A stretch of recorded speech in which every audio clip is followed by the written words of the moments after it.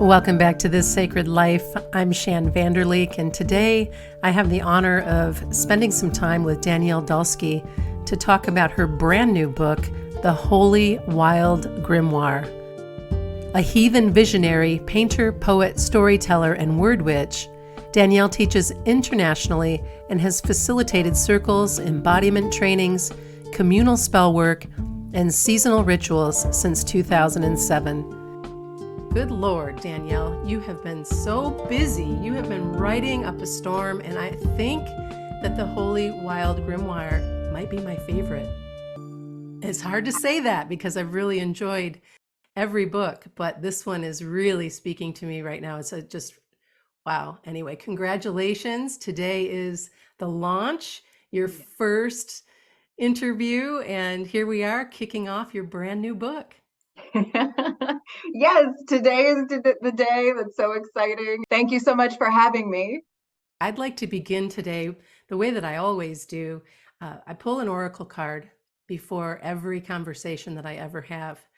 And Maeve showed up today, which just cracked me up. And of course, you know, Maeve is about cycles and rhythms and honoring our body and our energy levels and our emotions. And this card comes up after I've been working with the water chapter of your book, which is very much about Maeve and very much, there are no mistakes, of course, but I'd love to know what you think about Maeve joining us for this conversation today. Wow, yeah, that's a big first question. I could say a lot about Maeve. Maeve is one of the primary deities that I work with in my witchcraft.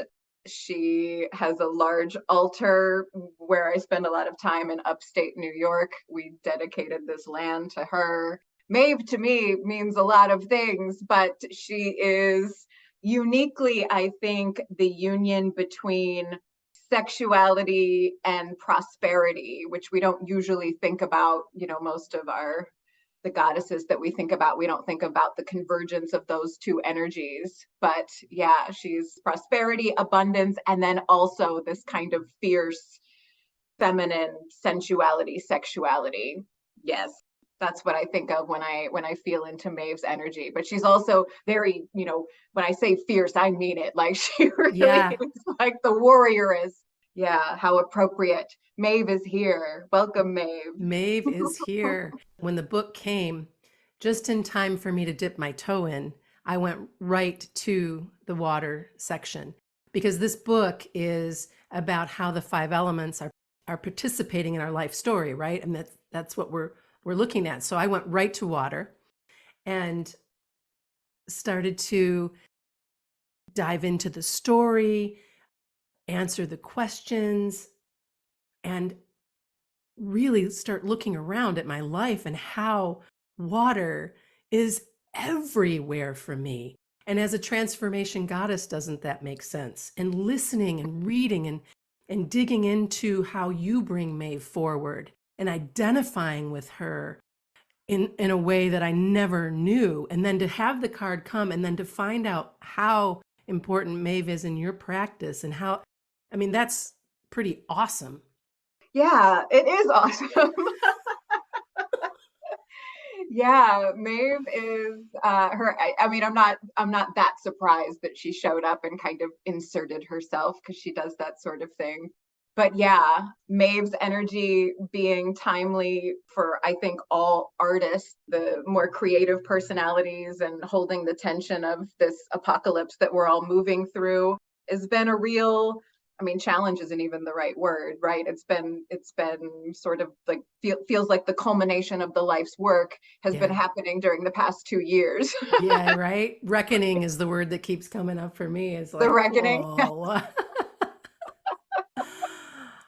You say that this book is a series of invitations.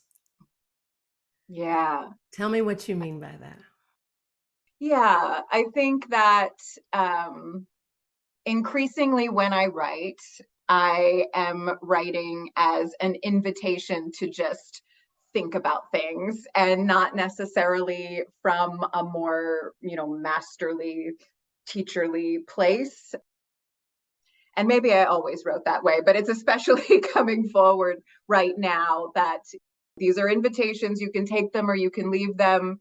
I think it's probably true of all of my books, but especially this one, I think that there'll be certain stories and myths or practices that don't resonate with everybody. I don't know, how the whole book, everything in it could resonate with every single reader. So there'll be some things that get left out. And then I'm hoping that there's, just one thing in the book that just feels like it kind of illuminates exactly what wants to be illuminated right now in the reader's life. And so, yeah, a series of invitations.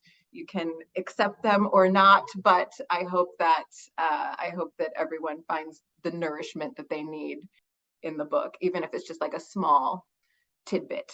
Oh my gosh. And the thing is to only be a chapter in and to not have, I've read the introduction and I've read the water chapter and I'm not fully done with the questions. There's no way I could be fully done with the question, and I don't need to be. And that's one of the things I'm really enjoying about this is not that I was surprised that you were going to invite me to go deep, because that just makes me laugh. Of course you were.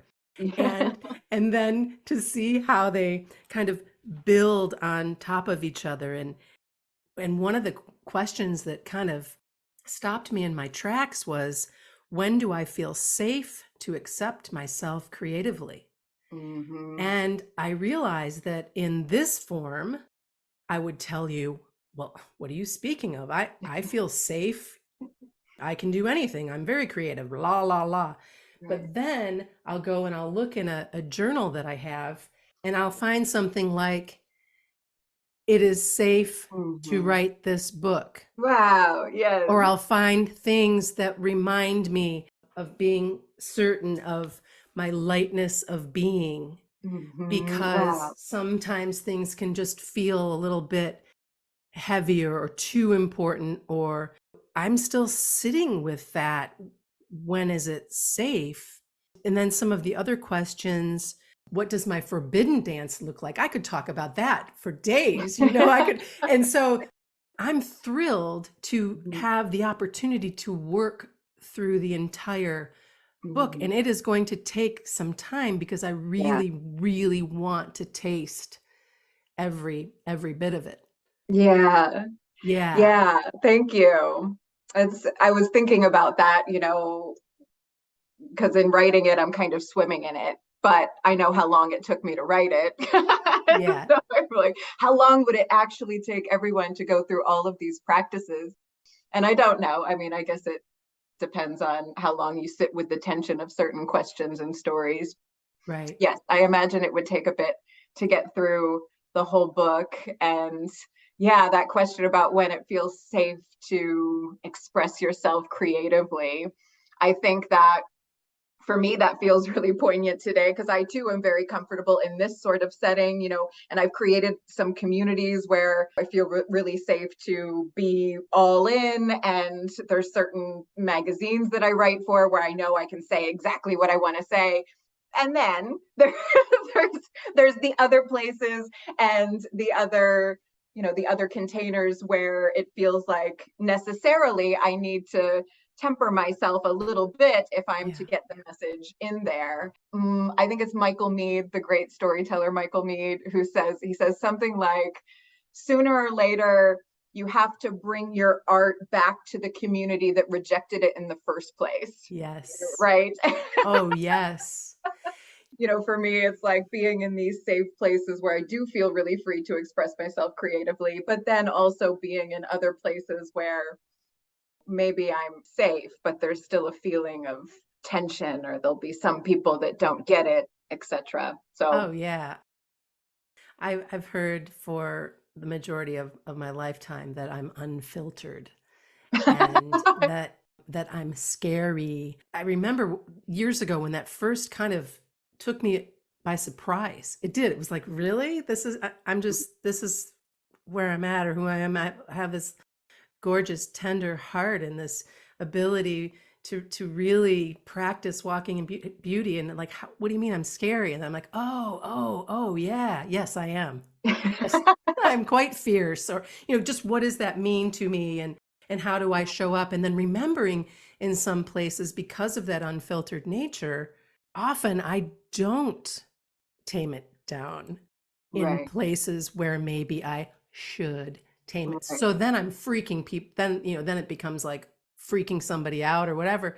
But Yeah. now at this stage in my life and this time around, I mostly don't care. Yeah. It's not my intention to be rude or my Yeah. intention to have you go running down the street with your hair on fire because I just blew your mind. But I'm much more available for that than I was before, I guess. Yeah. And so I find that to be a gift. And so maybe now when I listen back to our podcast, I can go back in and answer Mhm. this, Right. Exactly. right? It's a little bit better. There is a part of your book called a story lantern, which I really enjoyed. Tell us a little bit about what a story lantern is, and then maybe encapsulate the story in the water chapter about Maeve. About Maeve. Yeah. Story lantern's a term that I started using, I think, late 2020 because, I was alone with myself and my family a lot. And I did just arrive at like this new kind of level of channeled writing where the mythology of the deities that I work with, I really wanted to not reorganize their stories or anything, but be able to kind of write them out in my own words for no purpose other than getting to know them better, right? So it wasn't, I'm going to rewrite these stories and put them in a book. It was, let me rewrite these stories and see how it feels. And so Maeve was one of those stories. So a story lantern to me is allowing a story to illuminate what wants to be seen. So this doesn't have to necessarily be a story that any one writer, me included, wrote. It can be any story. It can be, Yeah. the Disney movie or the Netflix series that you're watching. Right, But right. it's asking yourself, like, what is this story illuminating for me right now? And knowing that there's a real magic in being able to answer that, because you would answer that question completely differently. Like in a couple of weeks, you would say something completely different. So stories really have this way of illuminating what wants to be seen. And sometimes just like a single scene in a story can have all of the answers that you need. It doesn't even have to be like the entire plot line from start to finish. And so I began, using story lanterns in my witchcraft primarily for discernment purposes, where it was like, what's the right spell to cast, or, what's the right move to make, what's the right question to be asking, because we all need to know those Right. things from time to time. But allowing myself to just read a story and have something step forward, and then receiving proof again and again that that was really powerful for me, that a single story could not give me all the answers, but at least show me the direction that I'm meant to go. Mm-hmm. And so that was the idea for Story Lantern. And then Maeve was one of those stories so the goddess of holy intoxication. Maeve was one of the early stories that I began working with in this way in 2020. And so the writing of her story went through so many incarnations. So I don't know if you noticed, but that's by far the longest story lantern in Yeah. the book, because I just kept, because I work with her so much, I kept adding to it and adding to it. And then she'd be like, you forgot to say this. You forgot to say this. So it just ended Right, up right. And then being, she's like, Shann, you will start here. yeah, This is where you're starting. yeah. So Maeve is the story lantern because that story lantern's so long. I mean, whatever steps forward for the reader as being important, I mean, it really must be a potent message because that story is just so long. One of the areas that stood out for me was the question, what if you are whole and well, and it is your world that is sick? And what if, my love, what if all your feverish quests for wholeness required, in the end, not a submission to some distant and dominant God, but a once and future belief that there was a land that longs for you as much as you long for it? Yeah. Like that grabbed me Yeah. so potent. Yeah. Thank you. That's a very Maeve question. So, the line that's in there, some say the gods left these waters long ago, but I say the water is God. That's Yes. repeated again and again in the story. that is, a really good example for me of what was clearly a channeled writing, because I don't remember writing it. And then it just echoes in my head all of the time now. I mean, for years, it's in so many of the stories. It's in a lot of the story lanterns that are in that book. But I really feel like that was the voice of Maeve. The land is God, the water is God. Yeah. And she very much is like a lot of the Irish deities, she is this particular feminine energy as it is expressed through the landscape. There's this sort of a different knowing of like, the gods not necessarily being ethereal sky daddies. Right, right. Are really being underneath us, like, the pulse of them under our feet all the time. Yeah. Yeah. So potent. And the story of the king and his wife and his impatience to have a child. Mm-hmm. And then when the trickster gets involved and steals the flower, but it's a beautiful teaching and what you can take away from it. So as I talk about this very big 1/5 of the book, there's just so much gold in each piece of it. And then how Maeve deals with what comes of the impatience of the king and the children that are born, and how you can just apply that and really look at what's happening in the world right now and picture Maeve saying, enough of that. We're going to stop this right now. If I got to bury you up to your neck, if I have to, whatever it is I have to do in order to get back to what's important. Right. Yeah. And yeah, that the trickster in the story, how it kind of like, shakes up everything. That's what tricksters do in stories and in our lives, right? One of my favorite books is Trickster Makes the World by Lewis Hyde. And he says, like, the trickster keeps the world flexible. Right? Oh my gosh. My gosh. Just when you think you know exactly what's going to happen. Nope. Nope. Yeah, I've been really feeling trickster energy, but especially 2020. I was like reading so many trickster things. And so, for me, having the trickster step forward as an archetype that felt really illuminated, like a story lantern would illuminate something during the pandemic, and just when I thought I knew what I was going to do.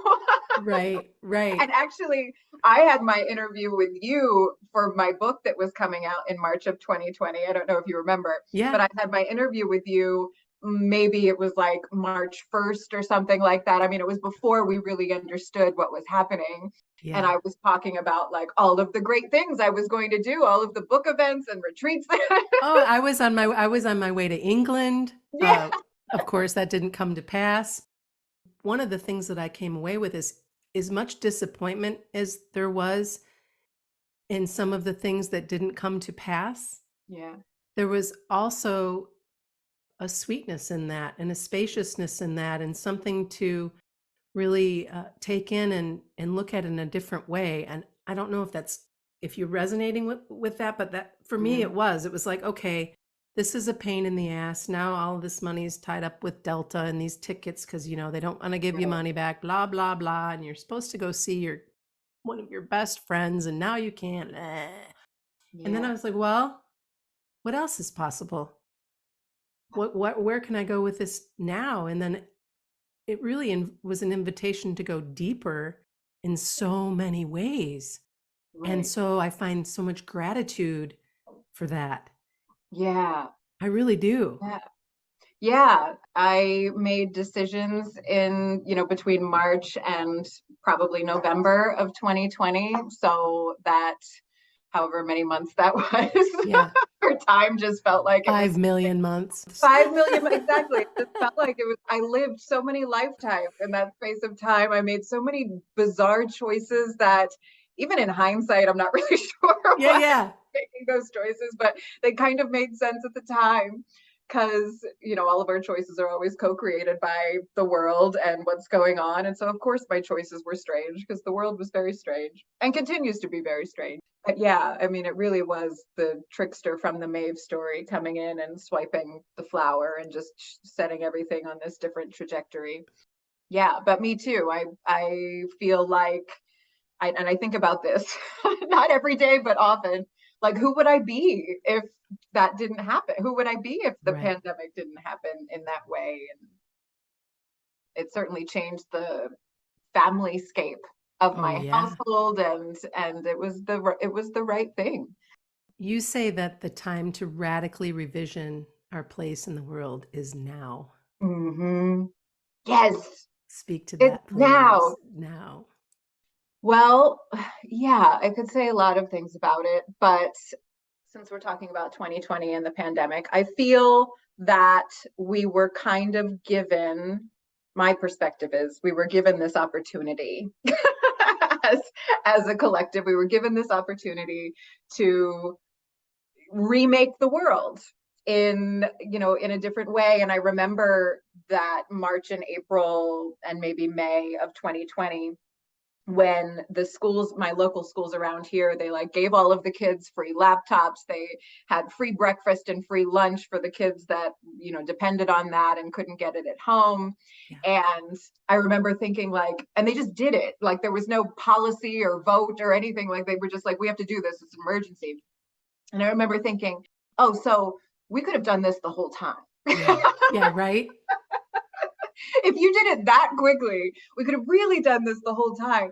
And so I remember thinking like, oh, and like the rent freezes and all of the other policies that were coming out, and then, sending people money. And I know that that's a whole political thing. My perspective was like, we could have done this the whole time. We could have had more support for people and children the whole time, and yet we didn't. And I was so sure that we were going to continue with this, newfound sense of collective compassion. And I thought like, this is it. This is our worldwide grief ritual that we've been needing this whole time. And then, we just sort of like hurried on to get back to normal and Yeah. the way things used to be. And I think we can all feel, the tension around that and how it's impossible. We can't go back. Yeah. It's like, good luck with that. Yeah, right, exactly. And so now what? So this time to radically revision the world now, like this is our chance. Like it's still here. Yeah. The crack is still open. Yes. Yes. The Yes. portal's still open. We can still go through it.